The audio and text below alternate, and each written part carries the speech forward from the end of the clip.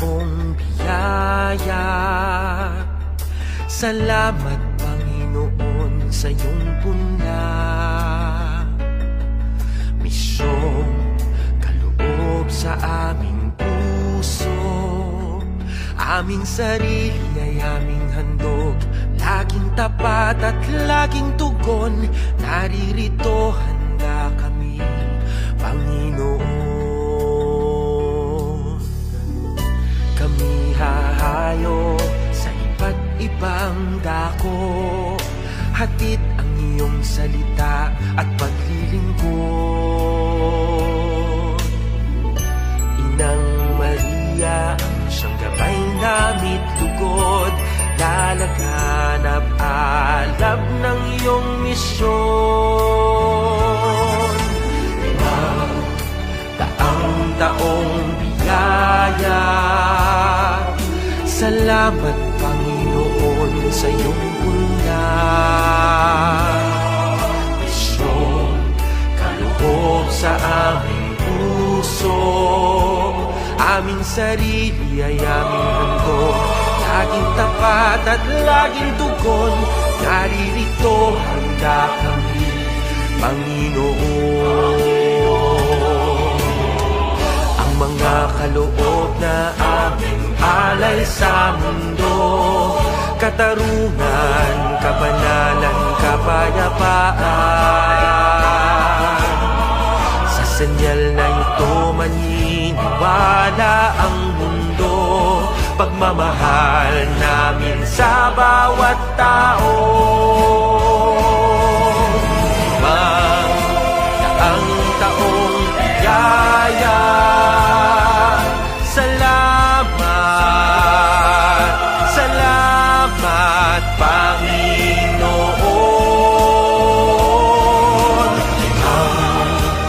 Ang taong biyaya, salamat Panginoon sa iyong punla.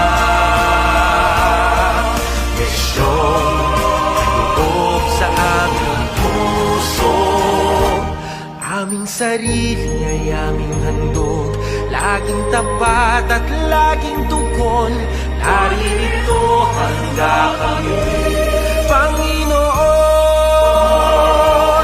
Naririto handa kami,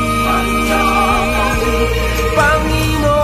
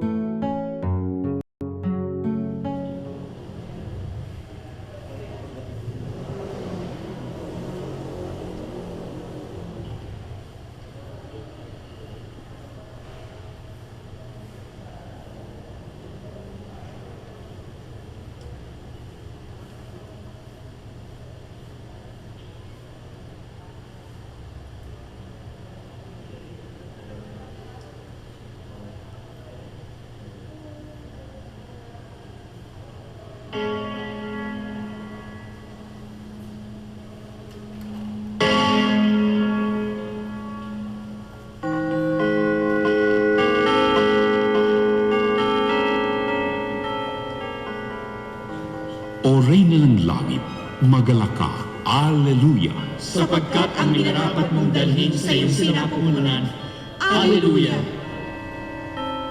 Ay nabuhay na maguli na gaya ng kanyang sinabi, Alleluia.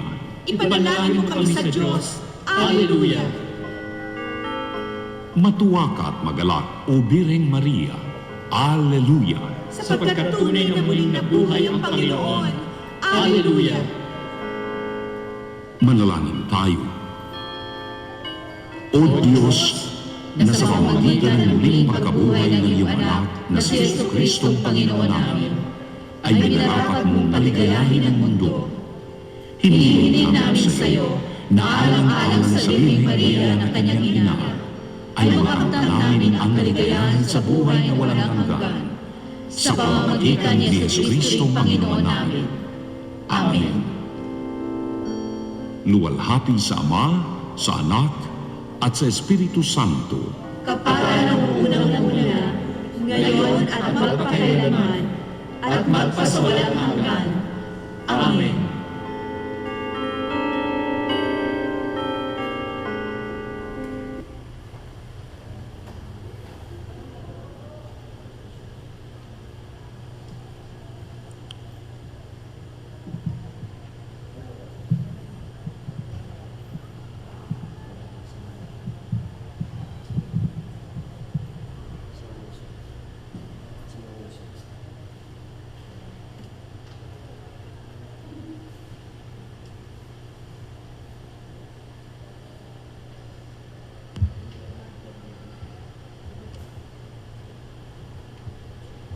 Magandang gabi sa ating lahat.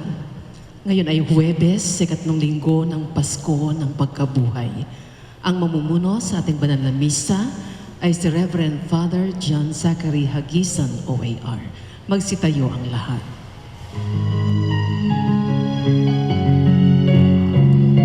Sing a song unto the Lord, let your song be sung from mountains high.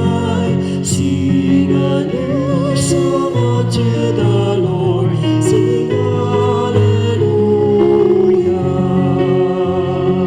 Shout with gladness, dance for joy, oh come before the Lord, and play for him on the tambourines, and let our trumpets sound.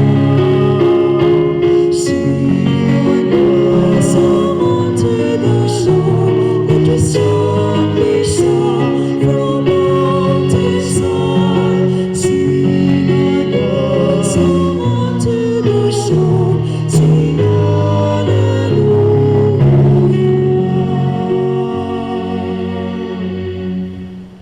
Ating pong isama sa banal na misa ang kaarawan ni Sister Jenny at ang mga kapatid natin, kakilala, kaibigan, kamag-anak na may sakit at ang mga yumao na.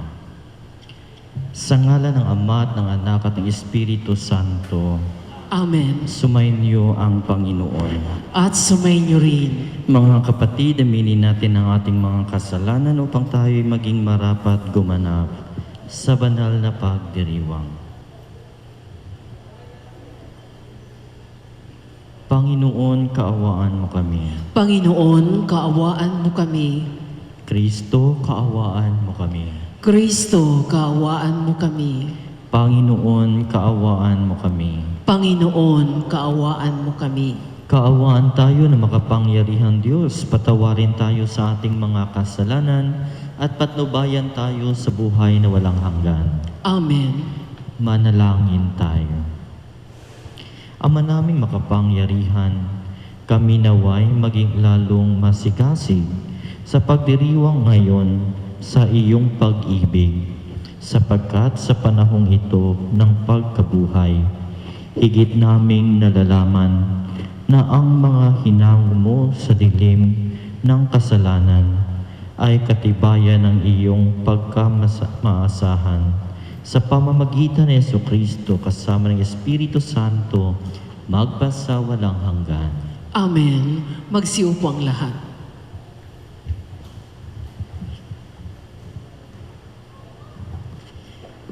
Pagbasa mula sa mga gawa ng mga apostol. Noong mga araw na iyon, si Felipe ay inutusan ng isang anghel ng Panginoon. Pumunta kaagad sa timog sa daang patungong Gaza mula sa Jerusalem. Ito'y ilang. Kaya't naparoon si Felipe.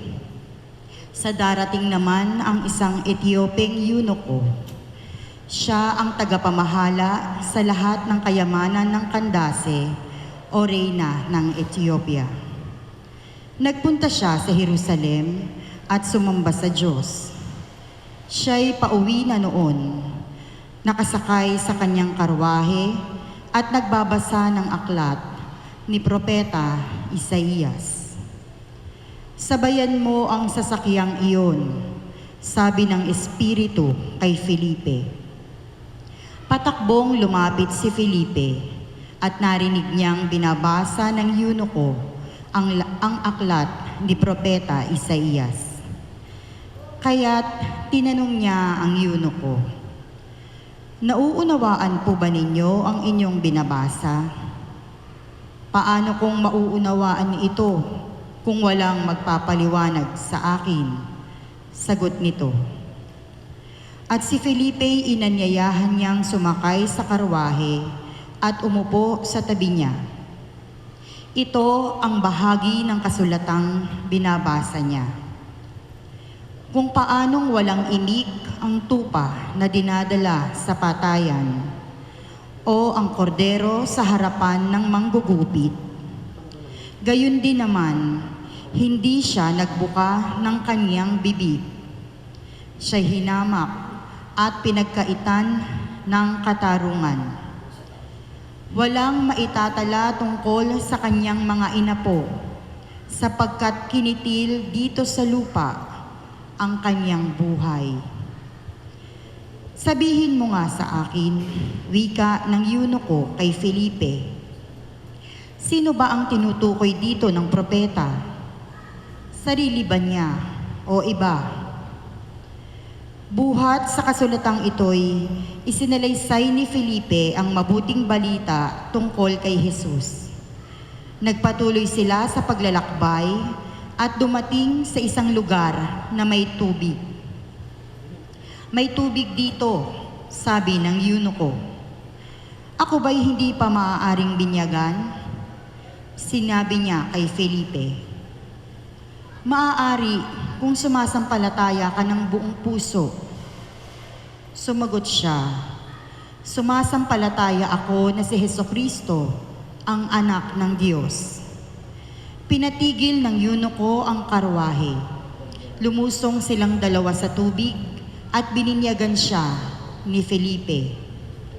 Pagkaahon nila sa tubig, si Felipe kinuha ng Espiritu ng Panginoon.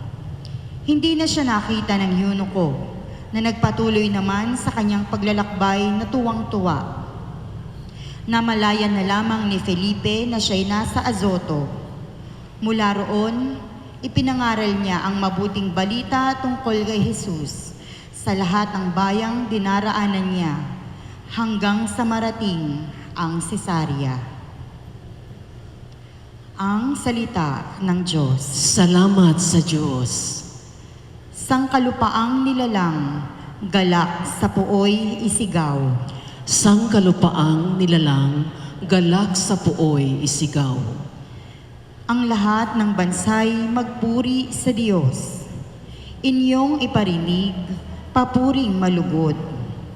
Iningatan niya tayong pawang buhay. Di tayo bumagsak, di niya binayaan. Sangkalupaang nilalang, galak sa puoy isigaw. Lapit at makinig ang nagpaparangal sa Diyos at sa inyo'y aking isasaysay ang kanyang ginawang mga kabutihan. Nung ako'y balisa, ako ay dumaing. Dumaing sa Diyos na dapat purihin. Handa kong purihin ng mga awitin. Sangkalupaang nilalang, galak sa puoy isigaw. Purihin ang Diyos, siya'y papurihan. Yamang ang daing ko'y kanyang pinakinggan, at ang pag-ibig niya ay aking kinamtan. Sangkalupaang nilalang, galak sa puoy isigaw. Magsitayo ang lahat.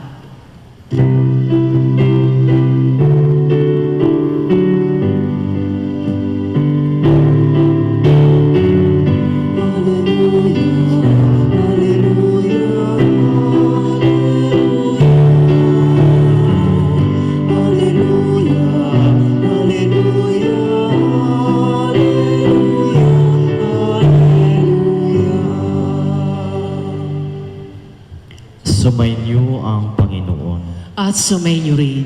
Ang mabuting balita ng Panginoon ayon kay San Juan. Papuri sa iyo, Panginoon. Noong panahong iyon, sinabi ni Jesus sa mga tao, "Walang makalalapit sa akin malibang dalhin siya ng Ama nagsugo sa akin. At ang lalapit sa akin ay muli kong bubuhayin sa huling araw." Nasusulat sa aklat ng mga propeta, at silang lahat ay tuturuan ng Diyos. Ang bawat nakikinig sa Ama at natututo ay lalapit sa akin. Hindi ito nangangahulugang may nakakita na sa Ama. Yaong nagmula sa Diyos ang tanging nakakita sa Ama. Sinasabi ko sa inyo, ang nananalig sa akin ay may buhay na walang hanggan. Ako ang pagkain nagbibigay buhay. Kumain ng mana ang inyong mga ninuno nang sila'y nasa ilang. Gayon may namatay sila. Ngunit ang sinumang kumain ng pagkaing bumaba mula sa langit ay hindi mamamatay. Ako ang pagkaing nagbibigay buhay na bumaba mula sa langit. Mabubuhay magpakailanman ang sinumang kumain nito, at ang pagkaing ibibigay ko sa ikabubuhay ng sanlibutan ay ang aking laman. Ang mabuting balita ng Panginoon. Pinupuri ka namin, Panginoong Hesukristo. Magsiupo ang lahat. Magandang gabi po sa inyong lahat. Naalala ko nung ako'y nagsimula pa lamang magsimba every Sunday, no? Ako'y high school na. At nung palagi na akong nagsisimba every Sunday, kahit anong kabulastugan na ginawa ko Monday to Saturday, pagdating ng Sunday, feeling ko parang banal ako. Sa tuwing matatanggap ko ang sakramento, no? Matanggap ko ang katawan ni Kristo, feeling ko ayoko nang magpakasala, no? Pero human as I am, minsan ganun din, paulit-ulit. Nagkakasala, Monday, Saturday, pagka Sunday, nagiging banal. Pero tinatry ko naman, no, na maging kasi hindi maganda na walang improvement ang ating spiritual na buhay. Nung dumating na ako sa pagiging seminarista, araw-araw na ang misa, pero nagtataka ako, bakit feeling ko hindi ako araw-araw banal? Di ba? Kung napapansin ninyo, nung every Sunday lang ako nagsisimba, feeling ko banal ako. Ayokong makipag-diskusyon. Sa tuwing may inuutos yung nanay at tatay ko, sinusunod ko agad. No? Iniiwasan ko yung sabong, iniiwasan ko yung maglaro ng baraha. Kasi feeling ko, no, natanggap ko si Kristo. Pero bakit nung dumating na, nung ako'y araw-araw na nagsisimba, parang unti-unti no, yung pakikiramdam ko na nagiging banal ako. Hanggang ngayon, tinatanong ko pa rin yan. No? Bakit ganito? Pare na ako, hindi ko maranasan yung tuwa at saya noong ako'y minsan lamang magsimba.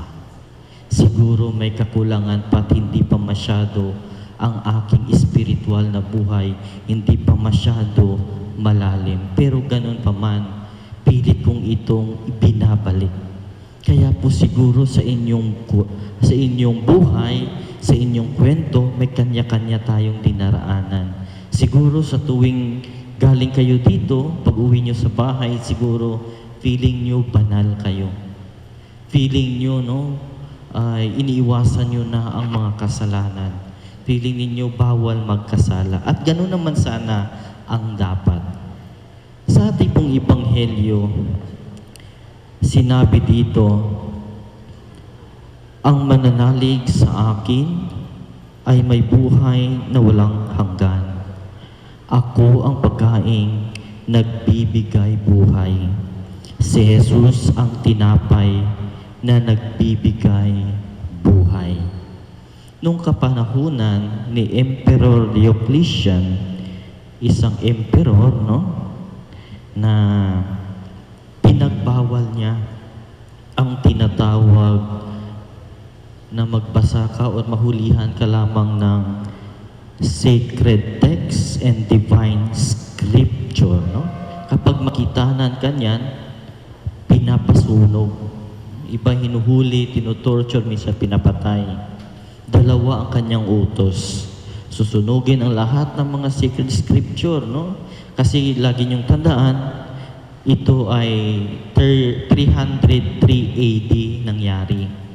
At si Jerome pinanganak 347. Ibig sabihin, hindi pa na-compile at na-translate yung Biblia na ginagamit natin ngayon. Kaya noon, nasa utak lang yan nila. Tradisyon, nasa utak lang yan nila. Napakagaling nila sapagkat alam nila sa puso at isipan nandoon ang salita ng Diyos. Kaya pinagbawalan at bawal din ang celebration of sacred rites and holy reunion. Katulad nito ngayon, nagmimisa tayo, bawal ito nung kapanahunan ni Emperor Diocletian. At alam nyo, nung nahuli sila, ang pari noon, si Saturninus, at ang may-ari ng bahay, si Octavius, at ang leader ay si Emeritus. At nung sila ay pinarusahan, tinorture, ang sabi nila, I thank you, O God, I implore you, Christ have mercy. Yun ang sinabi nila. Humihingi sila ng kapatawaran sa Diyos, nagpapasalamat sa Diyos. At nung nahuli sila, tinanong kung may mga sacred scripture ba sa inyong mga bahay, Dahil hindi pa nga nakukumpile, Sabi nila, wala. Ang sacred scripture o ang salita ng Diyos ay nandito sa aming mga puso. Kaya tayo nagbabasa ba tayo ng salita ng Diyos? Swerte nga tayo, na-compile na. May chapter, may verses, Kompleto na. Magbabasa na lang. Pero anong nangyayari sa mga Katoliko? Nandyan sa kagilid-gilid ng bahay ang altar, may alikabok. Hindi na-open. Hindi nagbabasa. Ika nga, sabi ni St. Jerome, ignorance of Scripture is ignorance of Christ. Ang taong inosente, taong hindi nagbabasa, ay tiyak hindi niya kilala si Kristo. Kaya po ganun. At ito pa, nung sila na ay nahuli, of course, sila ay pinatay. Kita nyo, pinatay sila dahil nagsimbalan sila, nag-gathering sila. Ang sabi nila, we cannot live without Sunday. Or ibig sabihin, we cannot live without the Eucharist. Hindi kami mabubuhay, Kasing sabi ng nakahuli, bakit nyo ginagawa yan? Bakit nyo, alam nyo naman na bawal? Sabi nila, we cannot live without the Eucharist. At ang Eucharistia, ano bang ibig sabihin ng Eucharistia? Passion, death, and resurrection. Kapag i-concise natin yan, ang tatlong passion, death, and resurrection of Christ, ang lalabas, pagmamahal ng Diyos na hindi natin sinuklian. Titignan natin ngayon, no? From 303 AD, ano na ngayon? 2021. 1,718 years na ang dumaan. Sila ganun. Dahil sabi ni Kristo, ako ang buhay. Si Jesus ang tinapay na bumaba mula sa langit upang magbibigay ng buhay. At kaya nga, palagi nilang sinasariwa. Kahit nakamatayan ang kapalit, sila'y nagsisimba. Ngayon, tignan natin. Nagbabasa ba tayo ng Biblia? Una sa lahat, aminin natin, tayong mga Katoliko, kapag naakyatan tayo ng ibang relihiyon, babasahan tayo chapter ganito, versikulo ganyan, no? Wala na, lilipat na tayo. Bakit? Hindi natin kilala si Kristo, hindi natin kilala, hindi nga tayo nagbubukad ng bumubukas ng Biblia. Kaya maniwala agad. Bakit? Ignorante tayo. Aminin natin yan. Pangalawa, sa pagsisimba, takot sa COVID. Sa kanila, itutorturin ka pa. Pero palagi pa rin sila, no? Nagagather sila, nakikinig sa salita ng Diyos, tumatanggap ng katawan ni Kristo, ang tinapay na nagbibigay buhay, at hindi sila takot. No? Kaysa mamatay sila na hindi makatanggap, mas gugustuhin pa nila na mamatay, na mahuli at mamatay, kaysa mamatay na hindi matanggap si Kristo. Kaya ang tanong ngayon natin, una sa lahat, ano bang ginagawa natin sa ating Biblia? Ano? Wala, palikabukan lang natin dyan, no? Ako minsan-minsan, aminin ko, minsan-minsan nagbabasa ako. Pero ang plano ko, no, yung tatapusin talaga. Pero kahit na yun yung aim ko sa buhay, hindi ko matapos-tapos. Ewan ko kung bakit. Kaya po sana, no, manalangin tayo. Bago magbasa ng Biblia, manalangin tayo na proprotektahan tayo at i-guide. At hindi ayon sa ating kaalaman ang ating pag-unawa ng Biblia, kundi ayon sa nasusulat. At kung bakit sinulat, sino nagsulat, ganon sana. Iba, akyatan tayo ng alam naman natin, ang ibang sekta, no? Aakyatan ka, ichap-chapin niya nila, no? At yun na. At ikaw naman, dahil ignorante ka, oo, tama, no? Sige, pabinyag na ako, no? Bukas din ako kakain ng dinuguan. Ganon. Diba? Bato-bato sa langit, matamaan, huwag magalit. Ang pagsimba, ano bang pagsimba natin? Kalooban ba natin? O napilitan lang tayo? O dahil natakot tayo sa virus, no? Kaya, Lord, no, magsisimba ako, sana hindi mo ako tamaan ng virus. May mga kondisyon pa tayo. Pero nung kapanahon yun, wala. Na dahil para sa kanila, ang banal na misa ay nagbibigay ng buhay.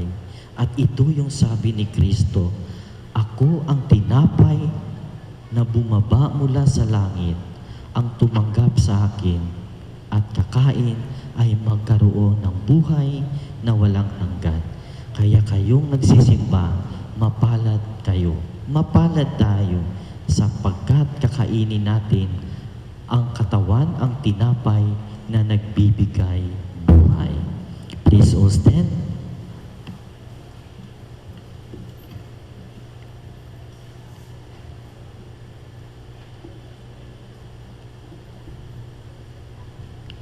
Lumapit tayo ngayon at manalangin sa Diyos Ama na sa kabutihan ng kanyang puso ay isinugo ang kanyang anak, ang tinapay ng buhay. Ang ating itutugon, Panginoon, dinggin mo ang aming panalangin. Panginoon, dinggin mo ang aming panalangin. Ang bayan ng Diyos na pinalalakas ng Eukaristiya, naway magkaisang mamuhay sa pananampalataya at pag-ibig. Manalangin tayo sa Panginoon. Panginoon, dinggin mo ang aming panalangin. Sa pagtanggap natin ng Eukaristiya ng may pagpapahalaga, naway mapalalim natin ang pag-ibig sa isa't isa. Manalangin tayo sa Panginoon. Panginoon, dinggin mo ang aming panalangin. Tayo naway hindi magkulang sa pagbabahagi ng mga biyaya sa mga nangangailangan. At sa gayon ay makatulad tayo ni Kristo na nag-alay ng sarili. Manalangin tayo sa Panginoon. Panginoon, dinggin mo ang aming panalangin. Ang mga may karamdaman sa katawan at pag-iisip, naway palakasin ng kanilang pagtanggap sa katawan at dugo ni Kristo sa Eukaristiya. Manalangin tayo sa Panginoon. Panginoon, dinggin mo ang aming panalangin. Ang mga yumao naway makabahagi sa ipinangakong piging sa langit ng Panginoon. Manalangin tayo sa Panginoon. Panginoon, dinggin mo ang aming panalangin. Ama namin makapangyarihan, patnubayan mo kami sa aming paglalakbay at tulungan mo kaming lumakad sa daan ng iyong anak na si Jesus na siyang tinapay ng buhay. Hinihiling namin ito sa pamagitan ni Kristo na aming Panginoon. Amen. Magsiupo ang lahat.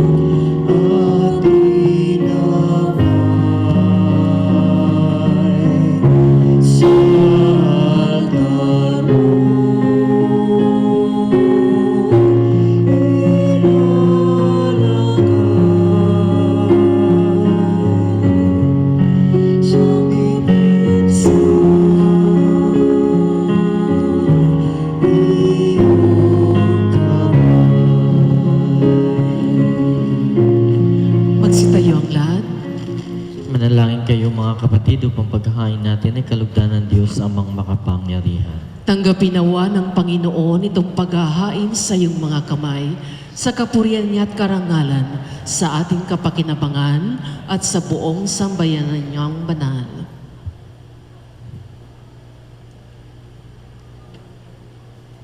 Ama naming lumikha, sa paghahain ng banal na pagpapalitan ng iyong mga kaloob at ng aming alay, kami sasalo mo sa iyong buhay na namumukod tangi at walang kapantay. Ipagkaloob mo ang aming pakikinabang sa iyong pakikisamang aming maaasahan. Ay siya ring umiral sa aming pamumuhay araw-araw sa pamamagitan ni Jesucristo kasama ng Espiritu Santo magpasawalang hanggan. Amen. Sumainyo ang Panginoon. At sumainyo rin. Itaas sa Diyos sa inyong puso at diwa. Itinaas na namin sa Panginoon. Pasalamatan natin ang Panginoong ating Diyos. Marapat na siya'y pasalamatan. Ama naming makapangyarihan, tunay ang marapat na ikaw ay aming pasalamatan. Ngayong ipinagdiriwang ang paghain ng Mesiyas, ang maamong tupa na tumubos sa aming lahat, naghahaing walang kumpay ang anak mong minamahal, upang magkasalo-salo ang tanan sa piging ng iyong buhay. Hindi na namamatay ang inihain sa krus. Ang sa krus ipinakoy buhay lagi bilang handog. Kaya kaisa ng mga anghel na nagsisiawit ng papuri sa iyo, nang walang humpay sa kalangitan, kami nagbubunyi sa iyong kadakilaan. Santo, Santo, Santo, Panginoong Diyos na makapangyarihan, Napupuno ang langit at lupa ng kadakilaan mo. Hosana sa kaitaasan. Pinagpala ang naparirito sa ngalan ng Panginoon. Hosana sa kaitaasan. Magsiplot po ang lahat. Ama naming banal, ikaw ang bukal ng tanang kabanalan. Kaya't sa pamamagitan ng iyong Espiritu, gawin mong banal ang kaloob na ito, upang para sa aming maging katawan at dugo ng aming Panginoong Heso Kristo. Bago niyang pinagtiis ang kusang loob na maging handog, hinawakan niyang tinapay, pinasalamatan kaniya, pinaghati-hati niya iyon, iniabot sa kanyang mga alagad at sinabi, "Tanggapin ninyong lahat ito at kanin. Ito ang aking katawan na ihahandog para sa inyo."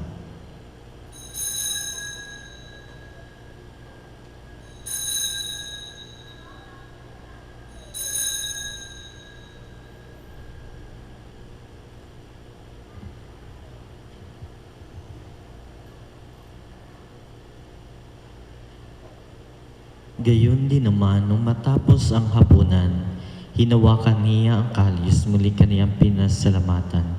Iniabot niya ang kalis sa kanyang mga alagad at sinabi, "Tanggapin ninyong lahat ito at inumin. Ito ang kalis ng aking dugo, ng bago at walang hanggang tipan. Ang aking dugo na ibubuhos para sa inyo at para sa lahat, sa ikapagpapatawad ng mga kasalanan. Gawin ninyo ito sa pag-alala sa akin."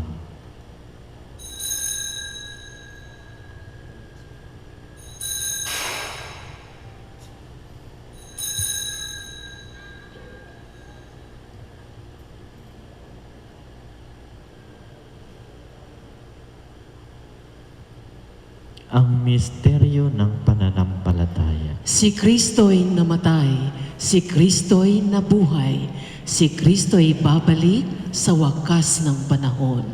Ama, ginagawa namin ngayon ang pag-alala sa pagkamatay at muling pagkabuhay ng iyong anak.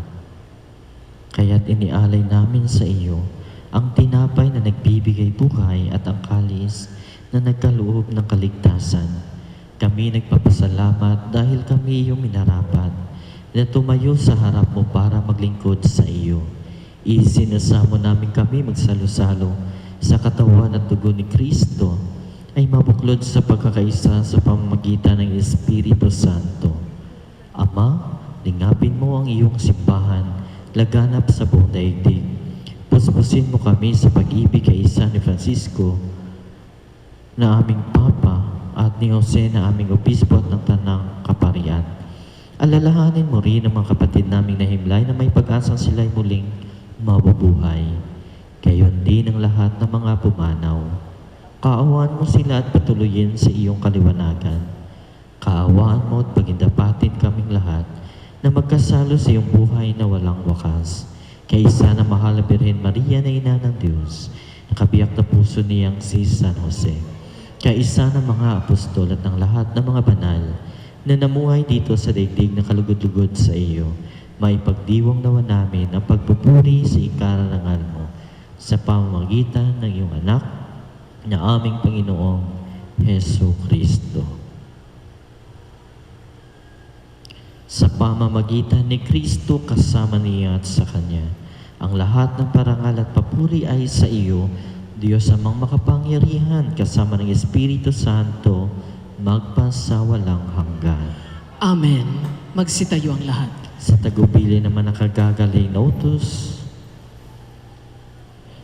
at turo ni Jesus na Panginoon natin at Diyos, ipahayag natin ng lakas loob.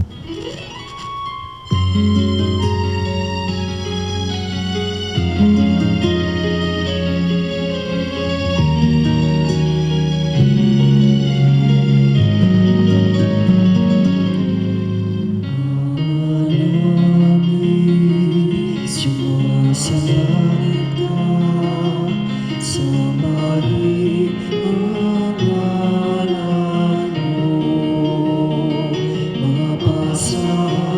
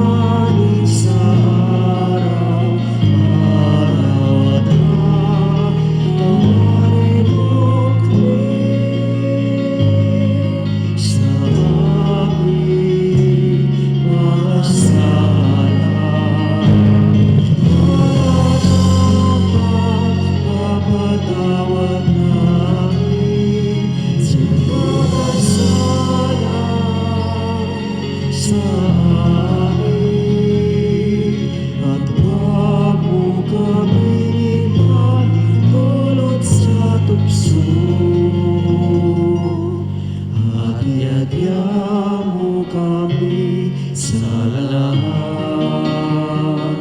ng masama.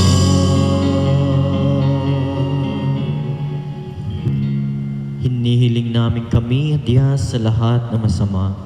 Pagkalooban ng kapayapaan araw-araw iligtas sa kasalanan at ilayo sa lahat ng kapahamakan.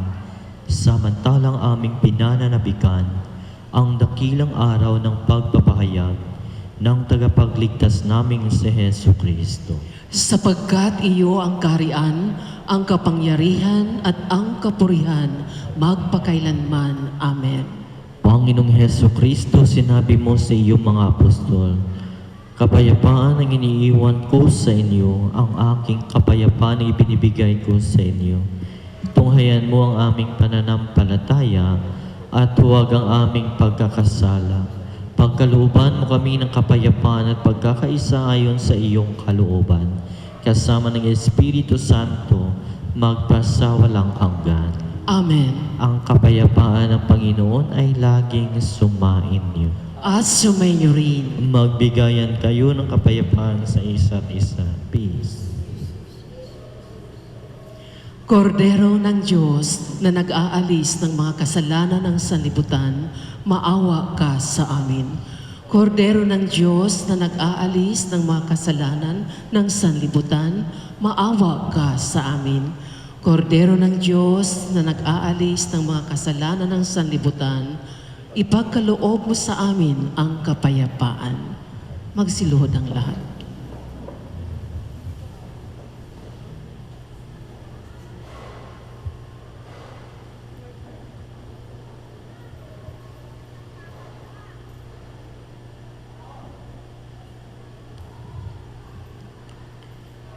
Ito ang kordero ng Diyos, itong nag-aalis ng kasalanan ng sanlibutan.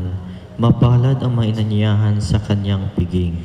Panginoon, hindi ako karapat-dapat na magpatuloy sa iyo, ngunit sa isang salita mo lamang ay gagaling na ako. Ang katawan ni Kristo. Amen.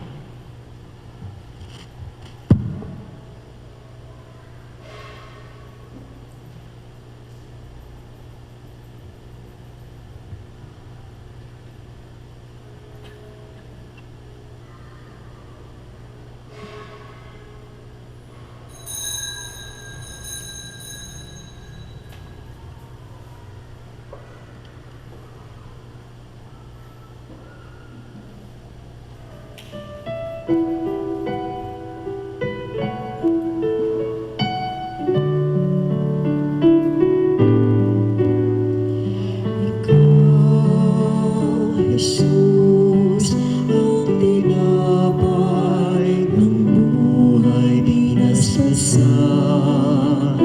hinatid inialay, buhay na ganap ang sa aming kaloob at pagsasalo walang hanggan.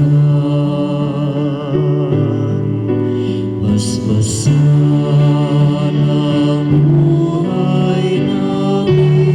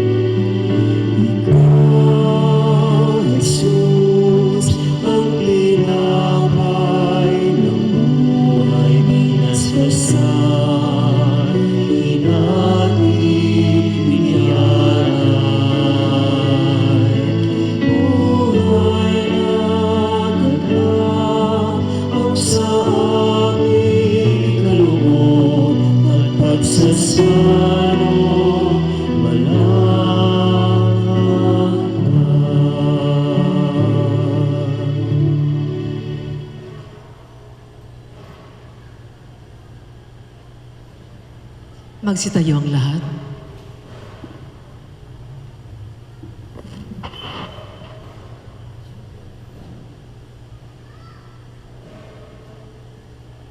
Manalangin tayo. Ama naming mapagmahal, manatili kang kapiling ng iyong sambayanan na ngayoy pinapakinabang mo sa iyong sariling buhay at gawin mong kami pasulong na makahakbang mula sa dati naming pagkamakasalanan patungo sa pagbabagong nagdudulot ng iyong kabutihan sa pamamagitan ni Jesucristo kasama ng Espiritu Santo magpasawalang hanggan. Amen.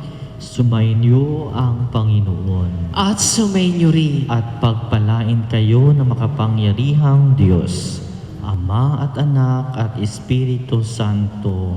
Amen. Humayo kayong taglay ang kapayapaan ni Kristo. Salamat sa Diyos.